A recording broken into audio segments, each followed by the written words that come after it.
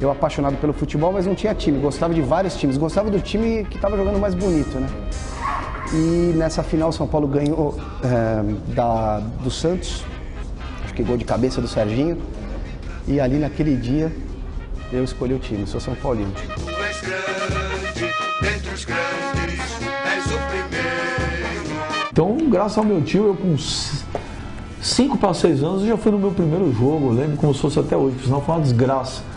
Mas eu lembro como se fosse até hoje, né? Eu desde os 5, 6 anos, quase 6 eu já estava indo para Pacaembu.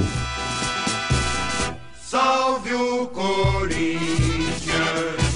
Eu tinha um tio que pediu para que eu escolhesse um. Eu escolhi um que não era o Santos. Não vou dizer qual é. Porque ele falou 5 e o último que ele falou foi esse time. Falei, então esse time aí. Ele falou, não, esse não! Esse não, o Santos ganhou mais títulos. Na Vila Belmiro, o Santos vive no meu coração. E como eu fui criado ou mal criado dessa maneira, não teve jeito. Eu nunca imaginei ser, que time eu vou torcer? Eu quase que fui imposta essa tradição palestrina, graças a Deus, né? Tanto é que a única coisa que eu digo que eu entendo do futebol é ser palmeirense. Que a dureza do prédio não tarda. O jornalista esportivo é, antes de tudo, um apaixonado pelos assuntos com os quais lida todos os dias. Apaixonado desde pequeno. Talvez seja esse o maior diferencial em relação aos colegas de outras editorias. Até mesmo o público costuma colocar em dúvida o esforço daqueles que cobrem esportes, frequentemente taxados de palpiteiros. Afinal, todo brasileiro pensa que entende de esporte tanto ou mais do que o sujeito que aparece na TV ou escreve no jornal. É preciso seguir os fundamentos do jornalismo. Afinco para buscar informações. Isenção no trato com as fontes. Discernimento para julgar o que é de fato relevante. Criatividade para encontrar novos ângulos.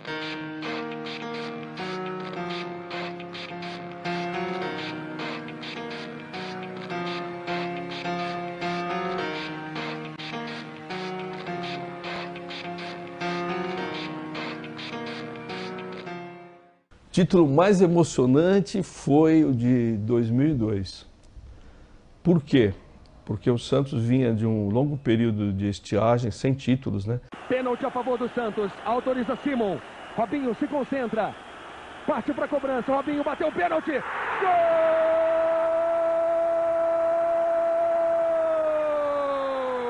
Esse é o jogo do final da fila. E ainda mais no caso do final da fila palmeirense, que foi justamente contra o maior rival.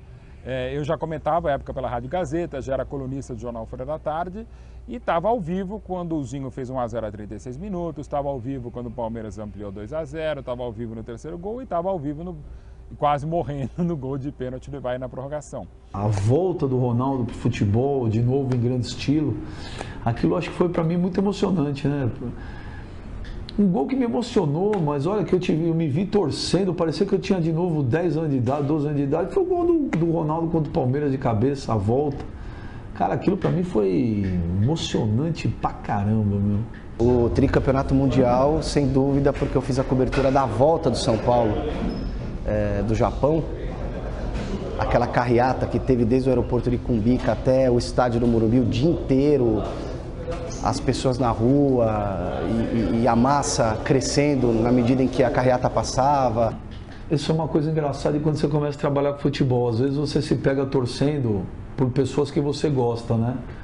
Uma coisa que me emocionou muito foi ver o Rogério Ceni em 2005 levantar o troféu de Mundial, porque eu conheço o Rogério, adoro o Rogério. O Rogério é um cara que... Quem conhece a história dele, né? O Rogério é aquele cara obstinado, né? E carregava aquele negócio de o cara não ganha nada e, né, pé frio, essas bobagens do futebol. E o cara levantando aquilo, eu lembro até hoje, ele deu aquela respirada e levantou aquilo, eu falei, porra, que coisa emocionante. Já me emocionei com o Santos na final do Campeonato Brasileiro de 2002, quando ganhou do Corinthians. Já me emocionei com o próprio Corinthians, que é o meu grande rival como torcedor.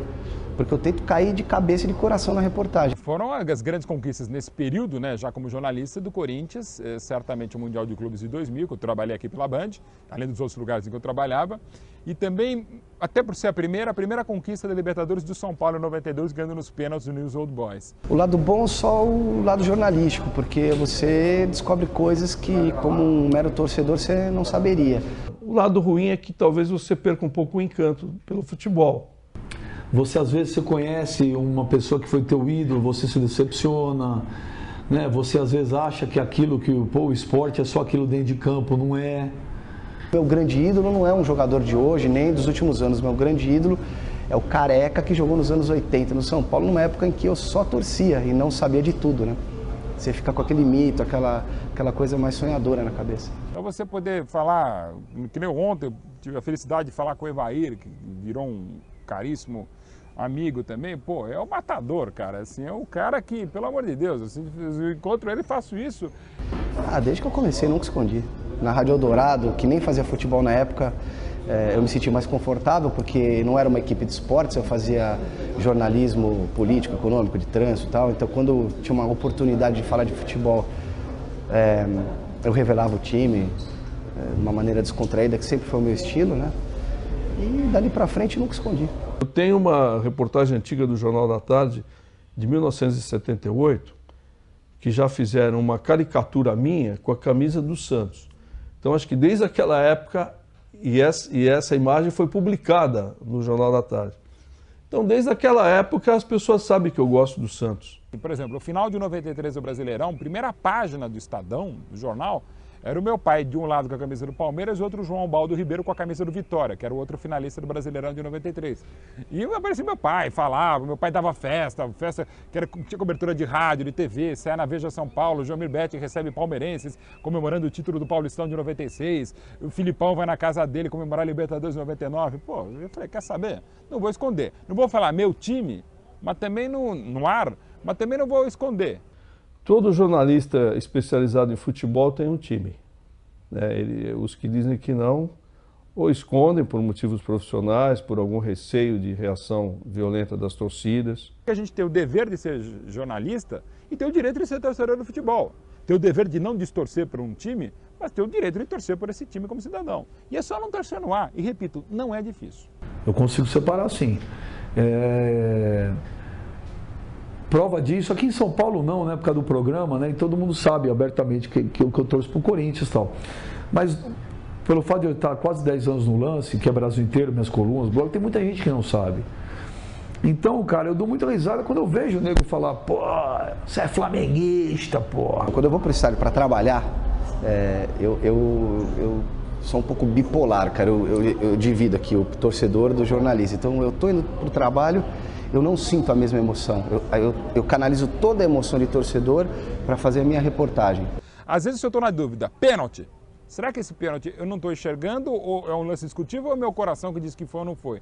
Então, na dúvida, eu quase sempre, para não dizer em 108% dos casos, eu vou contra o Palmeiras. Muitos amigos, né, jornalistas, que torcem para times grandes, mas dizem que torcem para time pequeno, né? Eu insisto, é melhor assumir. Claro que para mim, embora eu vá a estádio, não seja de estúdio, não é tão difícil. Agora o repórter de televisão que tem imagem lá e está num gramado, num campo mais de dimensões menores, mais próximo, tipo a Vila Belmiro, fica mais difícil. Mas eu acho que tem que assumir. E se é para não assumir, fala, eu torço para um time, não abro o jogo. Nem inventa que você torce para um time para fora do país, para um time menor. Assuma.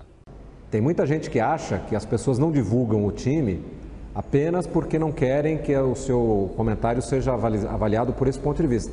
Na verdade, eu, por exemplo, não digo para que time eu torço, por causa da violência. Eu tenho mais problemas com a torcida do Palmeiras, sendo assumidamente Palmeiras, do que com as outras. Apesar de ser arriscado, em relação à torcida adversária, não.